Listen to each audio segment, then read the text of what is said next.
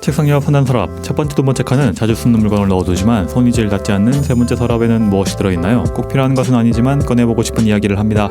세 번째 서랍 한번 열어볼게요.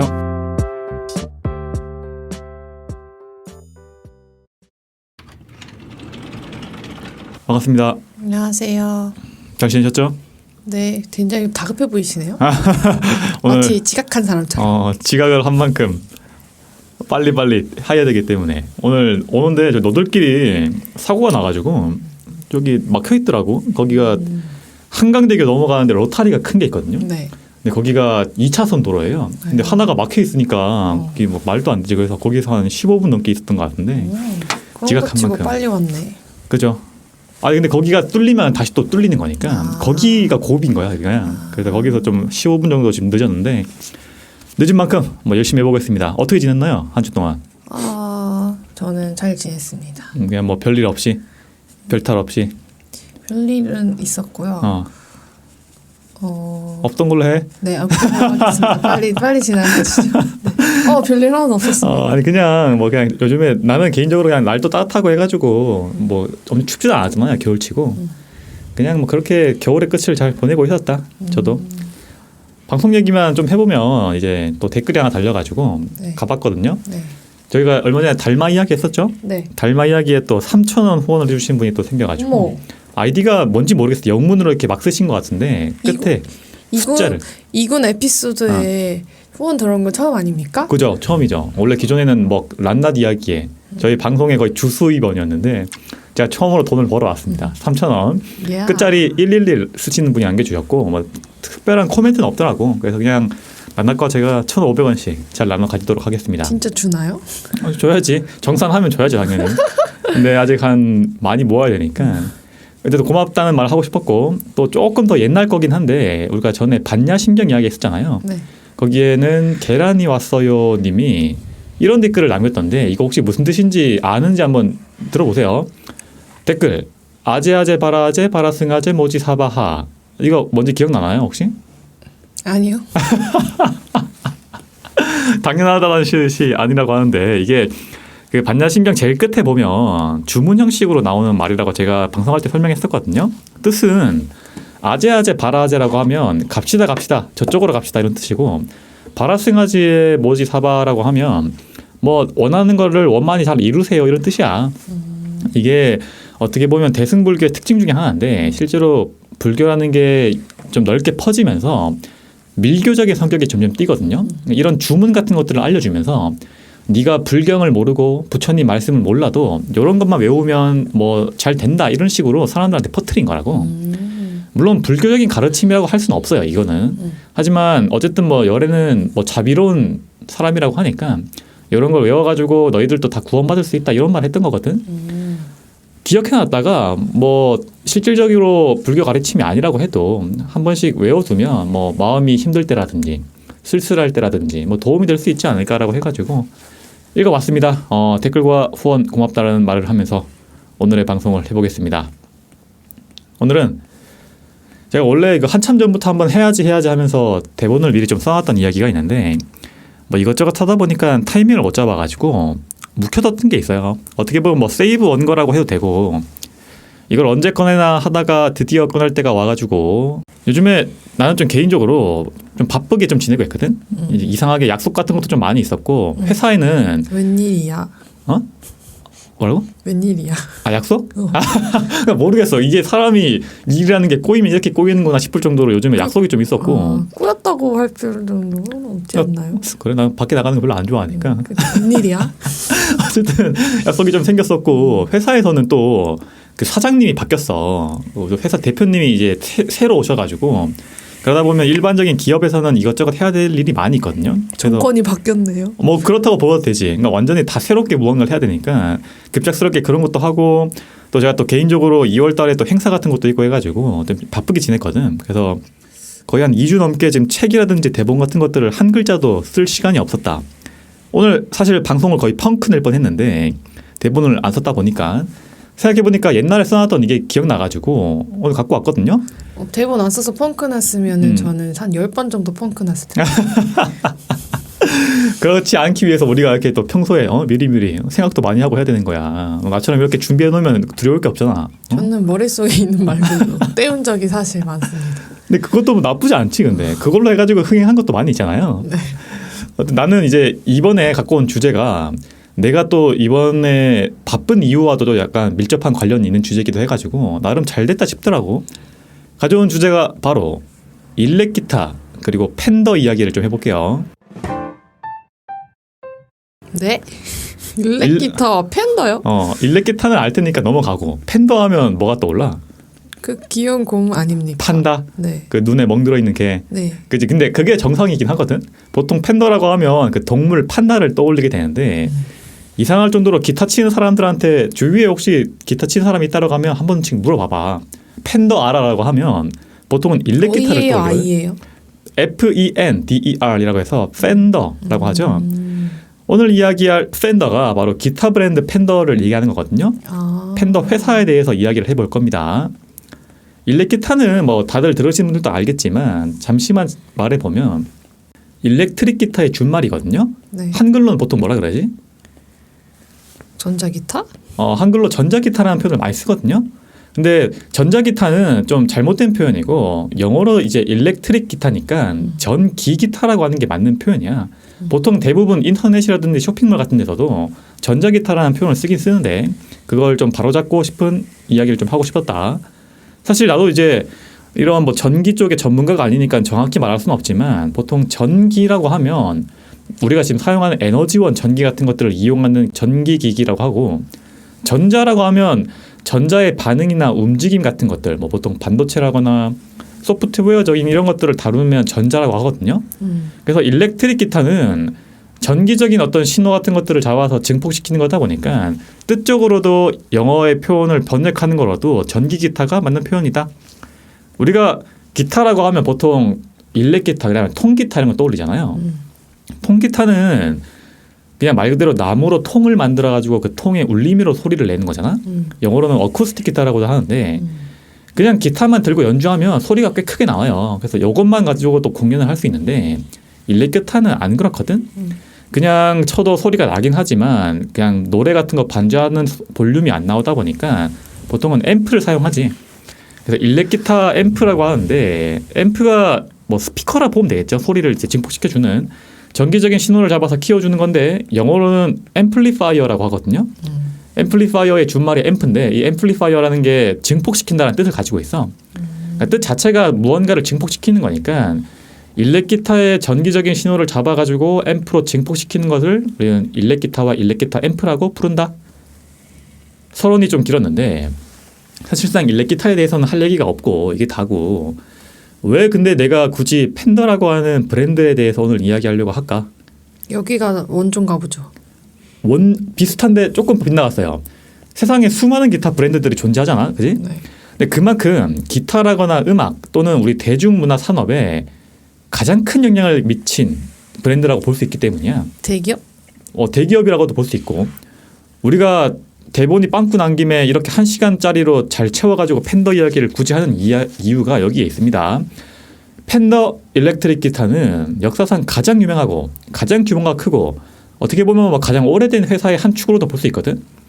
대부분 일렉 기타를 오래 치면 이 팬더 기타를 한 대씩 가지고 있어. 물론 나도 가지고 있고. 몇 개 있어요 기타? 기타 집에 지금 한 4개 정도 있죠. 와우. 근데 그 중에 하나는 지금 팔 거고 그 4개 중에 한 대가 팬더 기타 갖고 있거든요. 어떤 말이 있냐면 기타 치는 사람들 사이에서 좌펜 우깁 들어봤나? 모르죠. 좌펜더 우깁슨에서 깁슨은 기억나지? 아 깁슨? 우리 그 보치더락에서 보치가 썼던 네. 기타가 깁슨 되게 고급 기타라고 했는데 좌펜 우깁 하시나요? 저는 하고 있죠. 어머야. 근데 그때 그 보치가 썼던 만큼 비싼 기타가 아니라 전 염가 기타로 갖고 있어요. 네. 어쨌든 그 보치 기타인 깁슨 기타도 되게 유명하다라고 했는데 기타 치는 사람들에게 팬더랑 깁슨은 뭐 한 대씩 있어야 된다 이런 농담을 하는 거지. 뭐 현대인으로 낱낱으로 치면 뭐 아이폰과 블루투스 이어폰 뭐 이런 필수품 같은 느낌이다. 팬더 기타는 블루투스 이어폰 없는데요? 없어? 네. 나도 없는데 왜 없어? 요즘에 없는 사람 못 봤는데 잃어버렸어? 네. 아이고 그러면 없는 게 아니라 본인이 잃어버린 거잖아요. 있었는데요. 없었어. 어쨌든 팬더 기타는 만나서 근데 팬더를 처음 들어봤다라고 하지만 안나 씨 락 밴드라거나 인디 음악 좋아하잖아. 그러니까 모양을 보면 알 것 같아요. 그러니까 그렇지. 난나도 수도 없이 봤을 것 같아요. 내가 봤을 때도. 그러니까 사진 찍어놓은 거라든지 동영상 같은 거 돌려보다 보면 아마 펜더 기타가 많이 나올 거라고. 기타 브랜드 이름이 왜 펜더냐면 알아요. 뭐야? 봤어요. 이거 많이 봤어요. 그래 봤다고. 네. 그럼 왜 펜더냐? 창립자 이름이 레오 펜더라는 아저씨야. 그래서 자기의 이름을 따가지고 펜더가 됩니다. 우리나라로 치면 무슨 낱낱 기타 이런 식으로 자기 이름을 딴 거죠. 창립은 1946년, 지금으로부터 약 77년 전인데 워낙 유명한 기업이다 보니까 타이틀이 되게 많아. 인류 최초의 일렉 베이스, 인류 최초의 일렉 기타 앰프, 인류 최초의 일렉 베이스 앰프 등을 만든 회사로 유명합니다. 현대 음악이 되는 거의 전기 악기의 대부분을 만들었다고 보면 되겠지. 근데 앞에서 낱낱이 물어봤지만 최초의 일렉 기타를 만든 브랜드냐? 그거는 아니에요. 원래 이전에도 일렉 기타를 만드는 회사들이 많이 있었거든. 근데 1930 펜더 설립이 1940년대인데 이미 1930년대부터 이 리켄버커라고 하는 브랜드에서 일렉 기타를 조금씩 만들었어. 근데 그게 그렇게까지 큰 파급력이 없었던 거지. 리켄베커는 이것도 나도 봤을 수도 있는데 비틀즈 알죠? 비틀즈가 사용해서 유명한 기타로 아직까지도 비틀즈 팬들한테 되게 유명한 기타로 남아있거든요. 근데 최초의 기타는 리켄베커지만 현대 기준으로 볼 때 이 펜더를 넘어서는 일렉 브랜드는 거의 없다고 봐도 무방해. 펜더라는 아저씨가 1909년 미국에서 태어나는데 원래는 회사원이었어. 셀러리맨이었거든. 근데 청년 시절을 거치면서 아마도 그 이과생이었나 봐요.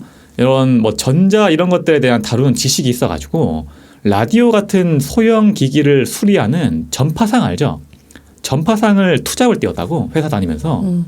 전파상 들어봤죠? 알죠?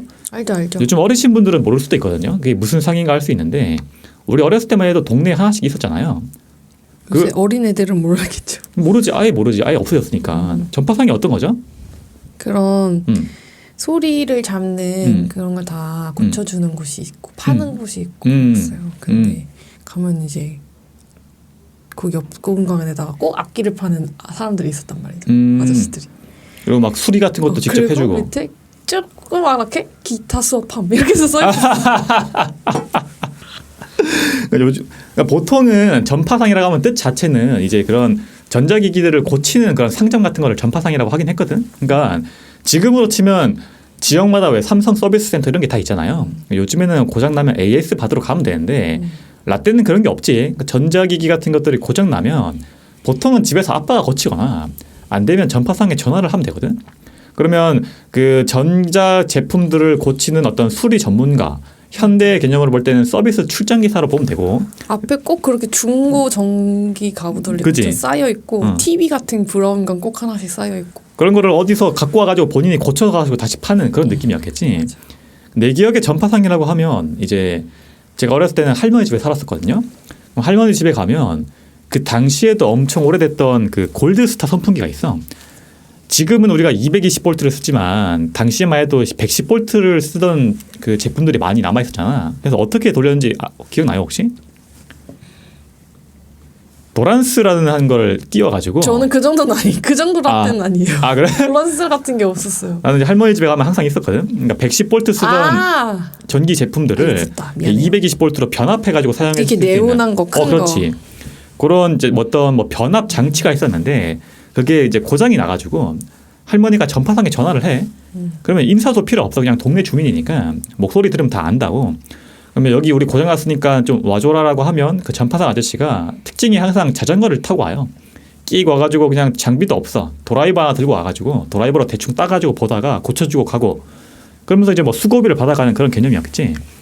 뭐 못 고치는 게 없었던 거 보면 능력이 되게 좋으셨던 분 같고 이런 식으로 전자제품들을 고쳐가지고 보수를 받는 직업을 전파상이라고 하는데 레오 펜더도 당시 미국에서 회사원이랑 전파상을 투잡했다. 그러던 어느 날 한 손님이 찾아옵니다. 통기타로 자기가 공연을 하고 싶은데 소리가 너무 작다 이거야. 그래서 이 통기타를 개조해달라고 하는 요청을 받은 거지. 당시에도 물론 마이크가 있었거든요. 그래서 보통은 마이크 앞에다가 기타를 치고 공연을 하는데 낱낱도 공연해봐서 알겠지만 이게 마이크에 너무 큰 울림이 들어가면 삐거리면서 하울링이 뜨잖아. 그러니까 좀 불편하겠지. 마이크에다가 기타 치고 하면. 그래서 좀 편하게 공연을 하고 싶으니까 레오 팬더한테 개조를 요청을 하고 레오 팬더가 고민을 하다가 마이크가 아니라 픽업이라고 하는 장치를 기타 안에 설치한다고. 픽업이 뭐냐면 기타가 이렇게 연주되면 기타 줄이 떨릴 거 아니야? 그 진동을 잡아가지고 소리를 내주는 장치를 넣은 거예요, 기타 안에. 그런 진동 신호를 잡아가지고 표현해주는 픽업을 만들어가지고 박아가지고 우리가 현대에 아는 일렉 기타의 원형이 되게 되는데 이런 식으로 개인적으로 그냥 조금씩 전파상하면서 개조 작업을 조금씩 했던 거야. 그러다가 1946년이 되면 본격적으로 일렉 기타 이게 돈이 되겠다 싶어가지고 일렉 기타 브랜드를 설립하고 만들기로 다짐합니다. 이렇게 탄생한 레오 팬더 아저씨의 첫 번째 작품 바로 에스콰이어라는 기타예요. 때는 바야흐로 1950년이거든요. 에스콰이어 우리나라로는 6.25 전쟁이 터질 때였는데 미국에서는 이 아저씨가 일렉 기타를 만들고 있던 거지. 이거 나도 뜻을 몰라가지고 찾아봤는데 영국에서 사용하는 무슨 계급의 한 종류라고 하더라고. 에스콰이어라는 게.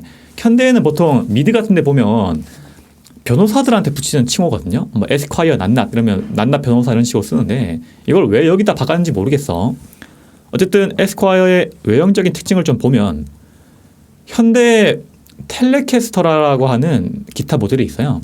굉장히 유명한 기타인데 내 기억으로는 그 혁오 밴드에서 오혁 씨가 프론트맨이잖아. 그 오혁 씨가 프론트맨으로 노래 부르면서 치는 기타도 텔레캐스터고 그 낱낱이 좋아하는 새소년 있죠. 그래, 내가 그 얘기하려고 기다리고 있었어. 아 그래? 텔레캐스터 알아? 스니 기타. 그지. 그러니까 나는 그분이 직접 그걸 들고 있는 건 못 봤는데 내가 전에 어떤 얘기를 했었냐면 새소년 유튜브에서 그 보컬분 이름이 뭐죠? 소윤 씨가 중고 거래를 하는 그런 브이로그를 내가 봤던 적이 있다라고 했거든. 그거 지방 내려와가지고. 봤어? 그거 봤죠. 아 그래. 거기서 보면 황소윤 씨죠. 황소윤 씨가 직접 가가지고 거래를 했던 그 기타가 바로 텔레캐스터입니다. 이것이 뜻하는 바가 뭐냐? 현대 인디씬에서 어떻게 보면 가장 인기 있는 기타의 종류라고 볼 수 있다고. 이 텔레캐스터라는 모델이. 그러니까. 봤지? 봤어요. 그리고 되게 아무튼 지난 달에도 공연에서 그 기타를 보고 왔는데요. 직접. 근데 그게 팬던지 몰랐지. 근데 이제는 눈에 보일 거야. 그래서 생각해 보니까 이 팬더라는 회사에서 매년 기타 유망주들을 막 뽑는데 2020년인가 그때 새소년이 뽑혔던 걸로 기억이 나요. 워낙 대기업이니까 그런 거 많이 해. 이런 특히나 아시아 같은 지역에도 지원 많이 하고. 이러니까. 사실 우리나라에는 좀 지원이 부족한 편이야. 일본 쪽은 좀 적극적으로 밀어주거든요. 우리랑 사실 산업 자체가 다르다 보니까.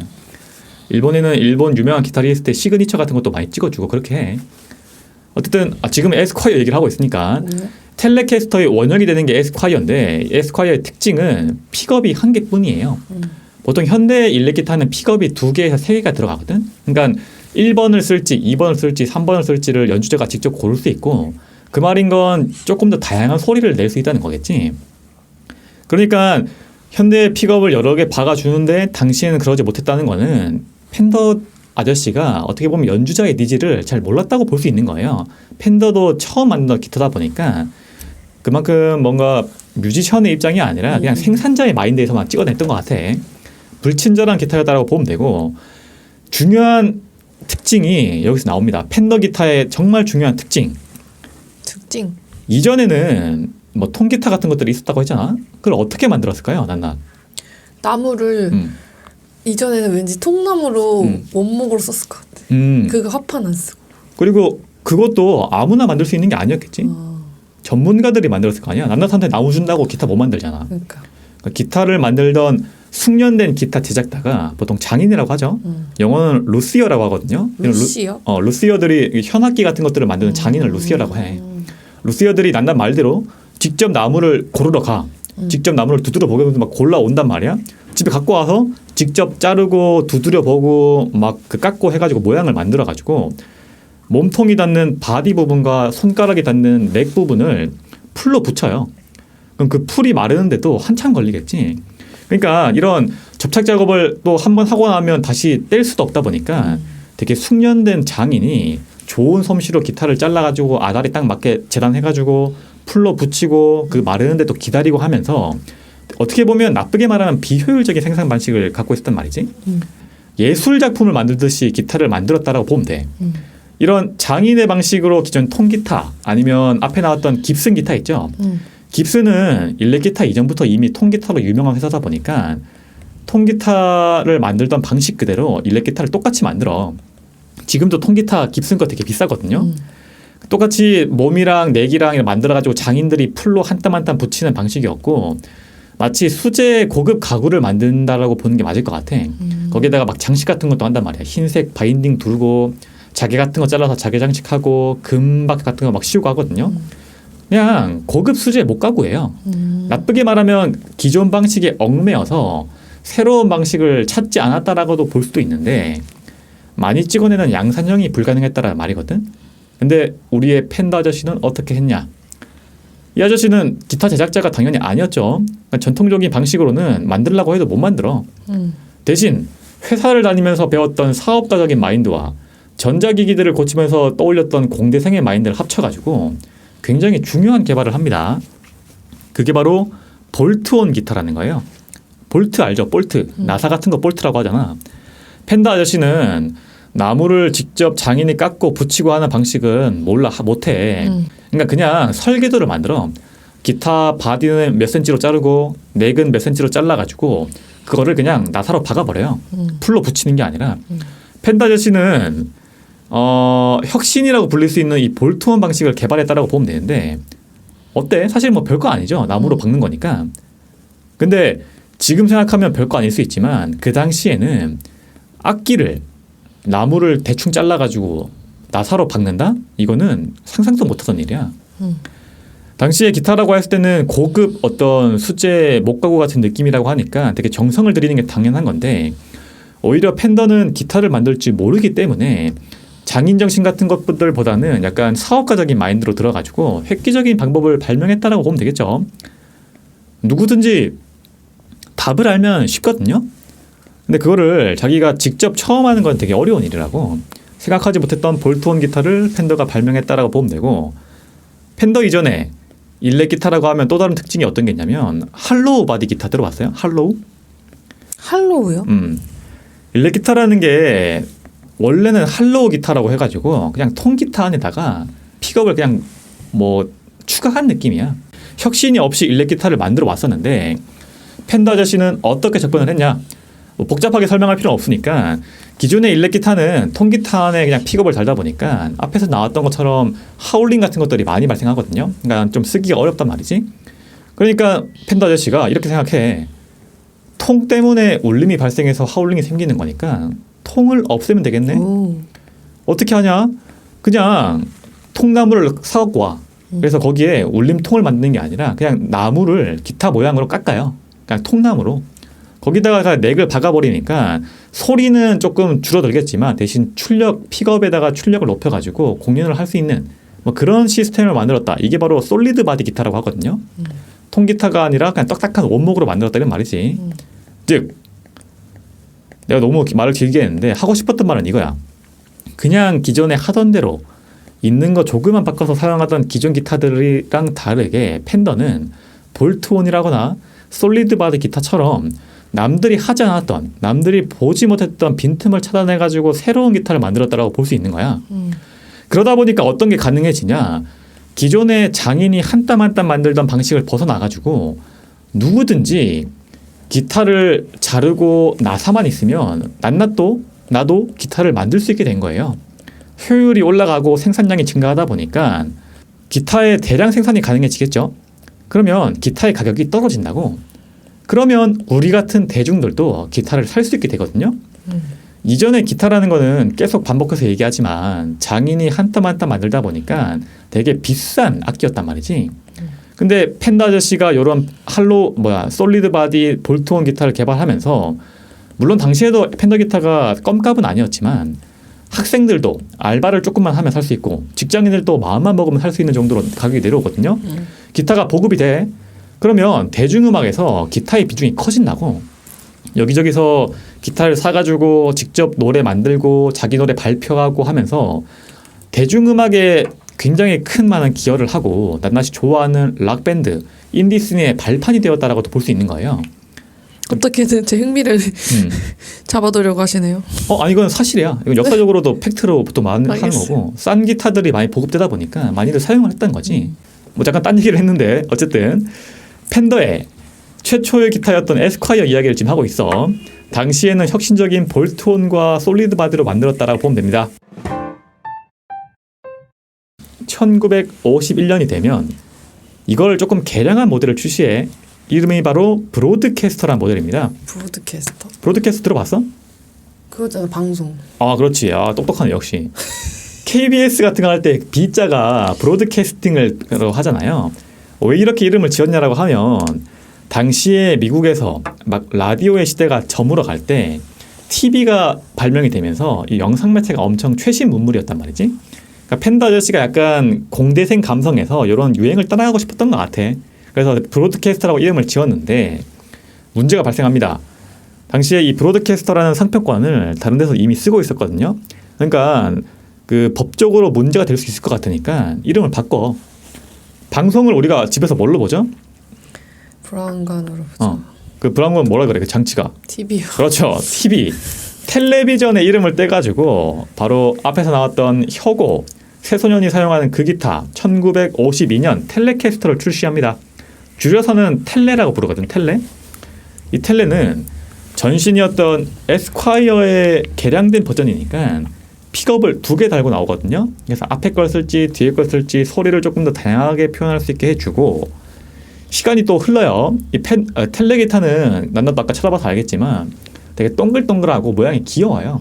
그래서 그런 외형적인 것 때문에 직접 사시는 분들도 많이 있더라고. 시간이 흐릅니다. 텔레 장서로 돈을 많이 벌던 아저씨가 1954년이 되면 새로운 모델을 개발하거든요. 이거는 그냥 어떻게 보면 되게 음악적인 교양적인 지식으로 알고 있어도 괜찮아요. 1954년 지구상에서 가장 많이 팔리고 가장 많은 인기를 누리고 가장 많은 뮤지션들이 사용을 하고 가장 많이 카피된 모델이라고 할 수 있는 스트라토캐스터라는 모델을 만들어냅니다. 스트라토캐스터. 줄여서 스트랩이라고 해요. 낱낱도 이 스트랩은 처음 들어봤겠지만 누구나 일렉 기타라고 하면 머릿속에 떠올리는 그 이미지, 여러분들이 들으시는 분들이 머릿속에 떠올리는 일렉 기타 이미지 하면 그게 그냥 스트레이트예요. 우리 시대는 아니지만 세계 락 음악 역사상 정말 유명한 뮤지션들 많이 있거든요. 뭐 지미 헨드릭스, 에릭 클랩튼, 스티비 레이번, 존 메이어 등등 락 음악을 대표하는 기타라고 보면 돼. 그냥 머릿속에 떠오르는 그 기타. 이 스트레이트의 특징은 픽업이 3개가 들어가. 에스콰이어는 1개, 텔레는 2개 들어갔죠. 스트레이트는 3개가 들어가니까 더욱더 다양한 소리를 만들어낼 수 있고, 그리고 전신이었던 텔레캐스터는 모양을 좀 보면 되게 나무를 깍둑 썰게 해가지고 각이 져 있거든요. 기타가 바디 부분이. 그래서 팔이 닿는 부분이라거나 이 갈비뼈가 닿는 부분이 내용 반듯해가지고 좀 아파. 근데 이 스트레스는 컨투어라는 걸 넣어가지고 팔 닿는 부분을 사포로 싹 밀어요. 그럼 곡선이 발생하거든요. 이 곡선이 진짜 이 스트랩 디자인적인 요소 중에 최고의 미적 요소입니다. 진짜 예쁘거든. 이거 내가 진짜 뭐 기타를 치는 입장에서 예쁜 게 아니라 진짜 예뻐. 내가 좀 흥분했나? 너무? 이게 나 떠올려 보면 어떤 경험이 있냐면 저는 이제 여자친구분들을 이제 만날 때 여자친구분들이 우리 집에 놀러 올 거 아니야? 분들이? 그러니까 여자친구들이 이제 놀러 올 거 아니야? 여사친이에요? 여자친구예요? 연인들이 집에 놀러 오겠죠? 그러면 집에 기타가 있으니까 기타를 구경할 거 아니야? 그럼 100이면 100 다 이 스트레스를 보고 되게 예쁘다고 했던 기억이 나. 여자친구도 아니고 여자친구들이요? 그러니까 여자친구, 연인이 찾아오면 다 예쁘다고 했던 기억이 난단 말이지. 2명씩 사귀었나요? 그런 복수용이네. 이상한 이미지로 자꾸 저를 프레임 씌우지 말아주세요. 부탁드릴게요. 어쨌든 이 스트레이 굉장히 예쁘고 특히나 그 기타의 끝부분, 그 엉덩이 부분 쪽에서 싹 타고 들어가는 그 곡선이 굉장히 아름답습니다. 심미적으로. 기타를 쳐서 예쁜 게 아니라 진짜 예뻐요. 한번 쳐다보세요 나중에. 거기다가 이런 특징도 있어. 손가락을 짚는 부분인 넥 부분이라고 하는데 거기를 보면 원래 펜더 기타는 메이플 넥을 쓰거든요. 메이플이라고 하면 우리가 단풍나무라고 하지. 왜 그걸 썼냐면 그냥 단단하고 싸서 그래. 펜더 아저씨는 계속 얘기하지만 무언가 음악적인 것들을 고려해서 재료를 구했다는 게 아니고 사업가적인 마인드로 싸고 튼튼한 기타를 구해보자라고 해가지고 미국 지역 쪽에 이런 단풍나무가 많이 있거든요. 단단해 싸고. 그래서 이거를 채용해서 넥을 만드는데 네이버에 메이플렉이라고 치시면 아시겠지만 색깔이 하얀색이에요. 메이플렉은 뽀얗단 말이지.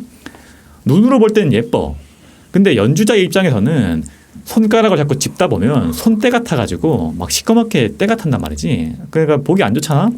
실제로 막 지우개 같은 걸로 막 지우고 그래. 오. 그러다 보니까 기타를 당시에 치던 사람들의 팬더한테 컴플레인을 거는 거지. 이거 너무 지저분해진다. 어떻게 좀 해줘라라고 하니까 팬더 아저씨가 검은색을 띠는 나무, 로즈우드라고 해서 장미나무 있지? 장미나무가 좀 색깔이 진하거든요.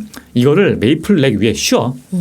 그래서 스트랫 이후부터는 메이플과 로즈우드를 같이 사용하는 혼합 목재를 사용한 넥을 만들었다 이 말이죠. 지금도 아직까지도 팬덤에서는 메이플이냐 로즈우드냐를 두고 서로 막 싸운단 말이지. 낱낱은 뭐가 더 예뻐요? 로즈우드랑 메이플이랑? 내가 보여줄게 그냥. 이봐봐. 이 하얀 거는 메이플이고 이 검은 게 로즈우드거든요. 뭐가 더 예쁜가요? 나는 다시 볼 때는. 로즈우드? 이 검은 거? 그러니까 이게 사진으로 봐서는 이런데 실제로 보면 되게 고급스럽고 예뻐. 되게 광택이 돈단 말이야. 검은색에. 어쨌든 이건 뭐 개인 선택이지. 어쨌든 뭐 과학적으로 밝혀진 거는 이론적으로 소리에는 큰 영향이 없다라고 이미 나와 있거든요. 그러니까 개인의 취향이라고 보면 돼. 저는 개인적으로는 메이플 파여가지고 집에 있는 팬더는 메이플로 갖고 있거든요. 네. 이 스트랫은 내가 너무 흥분해서 말을 막 빨리 하고 많이 했는데 이렇게 정리하면 돼. 역사적인 기타다. 사실상 기타의 완성이라고 봐도 되고 왜 그렇냐. 팬더 입장에서 당연히 앞에 나왔던 기타들을 개량해서 만든 모델이기도 하고 지금까지도 신생 브랜드라거나 인기 있는 수많은 모델들이 전부 다 이 스트랫을 따라서 만들어요. 카피했단 말이지. 그만큼 어떻게 보면 수정할 필요도 없고 더 이상 발전시킬 만한 요소가 딱히 없는 완벽하게 구성된 기타라 봐도 무방하거든요. 당연히 한국에서도 많이 써요. 앞에 나왔던 뭐 새소년, 혁오 이런 분들 당연히 다 쓰고 기억나는 분들은 적재 있죠. 기타리스트. 이분이 쓰시는 대표적인 모델이고 또 윗대로 올라가면 백두산의 김도균 기타리스트도 쓰시고 아이돌 중에 내 기억이 나는 게 그 옥탑방으로 유명한 엠플랑이 있잖아. 그분도 쓰시고 그냥 기타 치는 사람이라고 하면 무조건 한 대 있다라고 보면 됩니다. 연습용이에요? 아니요. 입문용이에요? 이 가격대가 다양하지. 팬더 기타는 비싼데 다른 데서 팬더 기타를 뺏겨가지고 20만 원, 30만 원대 기타를 많이 만들어. 그래서 다들 이걸로 시작한다고. 사람들한테 추천을 해달라고 해도 보통은 스트랫을 추천을 많이 해줘. 그만큼 범용성이 뛰어나고 가장 뭐 디자인적으로도 기능적으로도 좀 완벽한 기타, 완벽에 가깝다라고 볼 수 있습니다. 시간이 그러면 팬더는 스트랫 이후로 새로운 모델을 안 됩니까? 그 이야기를 지금부터 해야 되는데 네. 내가 지금까지 한 만큼 뒤에 이 얘기가 더 있거든요. 네. 근데 지금 시간이 되게 애매하게 붕 떠버렸어요. 네. 내가 중간에 좀 쓸데없는 얘기를 많이 해서 그런가 분량 조절에 실패했는데 네. 오늘은 뭐 여기까지 하겠습니다. 낱낱이 좋은 즉 해줬는데 뒤에도 수많은 모델들이 있거든요. 이걸 내가 설명을 해야 되는데 지금 시간이 없어. 팬더 아저씨 살아 계신가요? 아니요, 돌아가셨죠. 아, 그렇군요. 네, 1908년생이라고 했으니까 지금 살아계시면 나이가 매우 많으시겠죠. 네네네. 안타깝게 돌아가셨습니다. 어쨌든 팬더의 또 다른 모델들이나 그 팬더의 비하인드 스토리 같은 걸 제가 좀 오늘 얘기하려고 했는데 안 될 것 같고 다음으로 좀 넘길게요. 네. 오늘은 여러분들이 팬더라고 하는 기타 브랜드가 뭐 그냥 단순하게 되게 기타 쪽에서 유명한 브랜드다. 거기다가 텔레캐스터, 스트랫이라고 하는 이 모델들이 현대에도 많이 쓰인다. 가장 유명한 모델들이다 정도만 알고 가도 뭐 약간 음악적인 교양 정도로 봐도 좋을 것 같아. 어떻게 들었나요? 아, 모르는 듯한 줄 알았는데 구면은 기타였네요. 들으시는 분들도 아마 다 그럴 거야. 지나가면서 한 번씩 보는데 그게 뭔지도 몰랐던 거겠지. 기타의 역사를 한번 정리했던 걸로 하고 원래는 오늘 팬더를 마무리하고 다음 시간에 깁슨까지 해서 1부, 2부로 끝내려고 했거든요. 팬더 깁슨까지. 팬깁. 근데 꼴을 보아하니까 지금 택도 없다. 다음 시간에 팬더 2탄을 하기로 하고 깁슨은 그 이후로 미룰게요. 내가 원래는 오늘 하고 싶었던 주제가 따로 있었는데 대본을 못 써가지고 이거 지금 팬더를 좀 땜빵을 한 거니까 네. 다다음 주 4시간에 팬더 2탄을 할지 아니면 다른 거 할지는 제가 고민을 좀 해볼게요. 다음 주가 되면 나도 좀 개인적으로 바쁜 게 끝나가지고 좀 대본을 쓸 수 있는 시간이 있을 것 같아. 나 또 네. 팬더 이야기 네. 듣느라 고생했고 네. 새소년의 팬으로서 이 텔레캐스터가 없었다면 팬더가 없었다면 그렇다면 그런 역대급 영상이 남아있지 않겠죠. 그런 것도 없을 수도 있고 어떻게 보면 황소윤 씨가 기타를 잡지 않았을 수도 있는 거야. 엄청나게 비싼 기타로 남아 있었으면 이런 역사적인 기업에 대해서 소윤이 기타는 원래 비싼데. 아니 내가 아까 말했잖아. 입문자 기타까지도 이 팬더의 이거 도입 때문에 가능한 거라니까. 알겠습니다. 아니었으면 지금 황소윤 씨 지금 감사합니다, 팬더 할아버지. 800만 원짜리 기타로 시작했어야 된다고. 팬더 할아버지 감사해요. 농담을 좀 해봤고 어쨌든 듣느라 고생했고 오늘은 제가 뭐 지각도 한 김에 좀 빨리 끝냅시다. 여기서 마무리하도록 하겠습니다. 다음 시간에 낱낱의 에피소드로 돌아오도록 할게요. 고생했습니다.